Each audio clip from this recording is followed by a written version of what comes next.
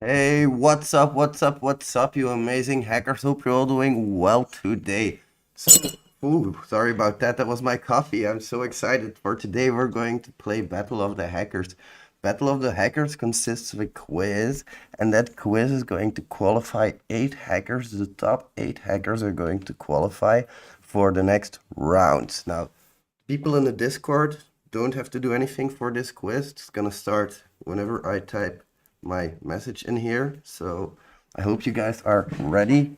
People who are at home watching, if you have an answer, type it in the chat, but don't press enter until it shows the answer. I hope you're ready, everybody, because here we go. Let's see what your knowledge about pen testing, about ethical hacking in general is. Maybe even unethical hacking. Yes, of course, Kevin Mitnick, guys, of course, that is the most famous hacker that is ever to become. He was arrested quite a couple of times, unfortunately. Well, I say unfortunately but he was an unethical hacker. If you guys know him, well, now you do. If you guys don't know him, look him up, I'd say, because it's pretty cool. It's a cool story. We can all learn from it.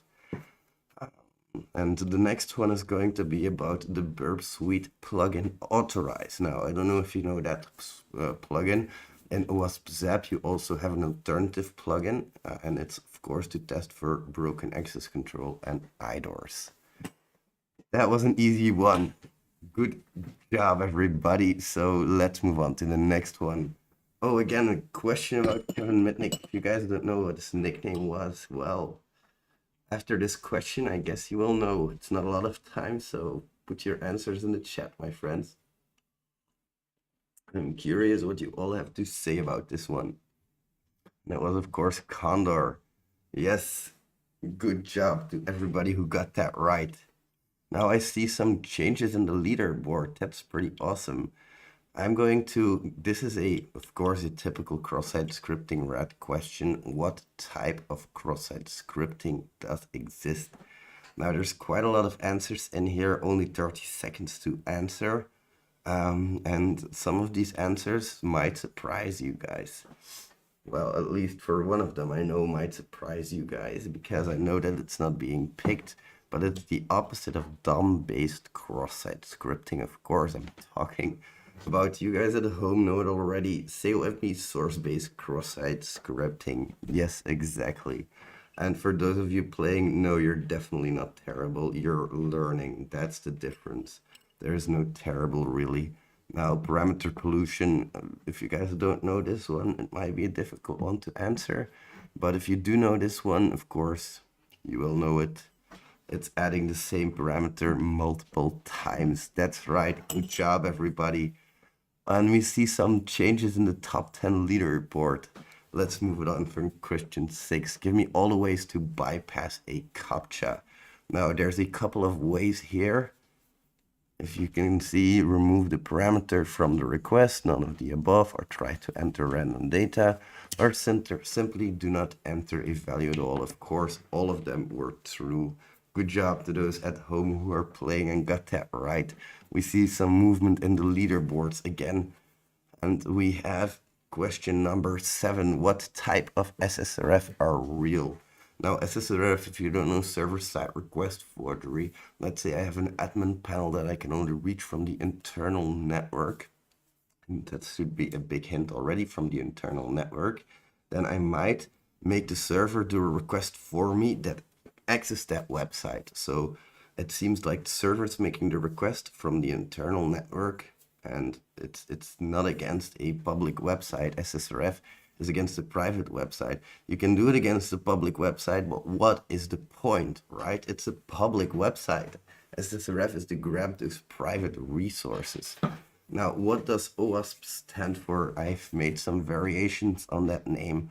Open Web Application Security Program, Open Web Application Security Project, Open Source Web Application Security Project, or Open Web Application Security Project. The fine people at OWASP, and this might surprise you as well, this answer, The fine people at OWASP dedicate their time and they do a lot to actually help us with the security standards that we have set out. Now it's project, and it was just of course, this is a question that you have to know. But let's talk about this attack vector. It seems like Quizbot is refusing to display the answers on my side. I don't know if it's also for everybody else. It appears to be. That's unfortunate. Quizbot seems to have quit. Okay, we have it back. Thank God, there we go. Now, what is that testing? You guys had a long time to think about that, and there's two possible answers here. And it's, of course, yes, you heard that right. You have about 15 seconds, or you should have 15 seconds to answer. I hope Quizbot wants to play, but apparently it doesn't want to play game. There we go, CSTI and CSTI, of course. That should have been CSTI and SSTI. That is my bad, but CSTI and CSTI is correct. So let's move on to the next question. Quizbot, show us the leaderboard. We have Toro, Eddie Sterling. Good job, my friend. Now let's move on to question number 10. Name 3 bypasses that you can try for admin login panels. Now, login panels, admin login panels, there's not a huge difference in them, basically. And you should always try a couple of things when you see a login panel. There's at least a few things you should try. And 3 of them are named right here, and some of them are not really valid answers, but some of them are. Now, that's, of course, content fuzzing, SQL injection, and XPath injection. That last one, XPath injection, might have surprised a few of you, just like Mirif has surprised everybody else by taking the lead here. And let's talk about question number 11, shall we? What is, according to OWASP 2021 Top 10, the #1 vulnerability category? We have broken access control, XXC, insecure direct object reference, XSS, or injections. So I don't know if you guys know the answer, but we're talking about the top 10 2021 here, not the top 20 old one. The old one, of course, it was injection, but it's not right now. It's broken access control. It's risen to the top. And yes, it's really prevalent. Oh, and we see, quite a shift in the leaderboards there. It's close, guys. Good job. Now let's talk about cross-site scripting some more, shall we? Because I have an attack vector on screen. Image, so single quote, greater than image source equals X on error equals X. It should be on error equals alert, of course. But besides that point, it's testing for a certain type of injection. And yes, you guys are correct. A few of you at least, not everybody, because while this is HTML injection cross-site scripting, it is more HTML tag injection as well. So in theory, I should have added that, but you are testing for cross-site scripting HTML injection there. So what is pickling? Let's talk a little bit about pickling. Pickling is basically a way of handling data, and we have different names for that in different programming languages, but this one we're talking about is, in this case, the snake, the one that is always hidden behind the field. This one is the serialization in Python.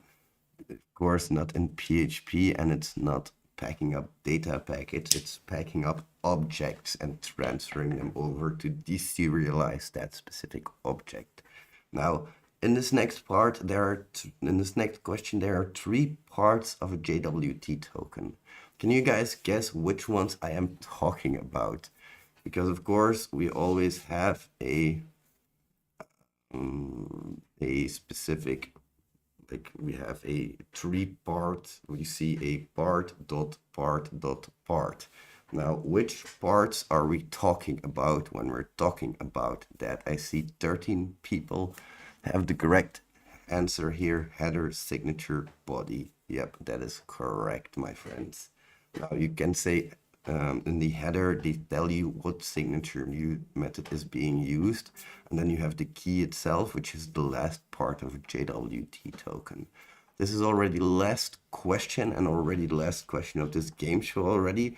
But this is just the qualifiers, just to see who is ready. We're going to pick 8 of these amazing people and we're going to have them fight in hacking my labs. And the first 2 people that get the vulnerabilities, enough points, will move on to the next round. We're not gonna, of course, this is a cool game show, so we're not gonna tell you guys too much about that yet, but it's going to be pretty awesome, and there are going to be awesome prizes which can be won.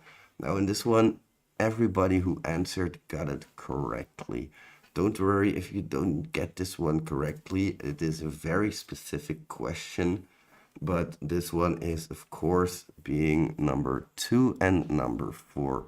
SSRF, that is its own category. And number 4 belongs to outdated components. Good job, everybody who played, and thank you, everybody, for watching at home. I am sorry it didn't last that long. I am very grateful for everybody who participated.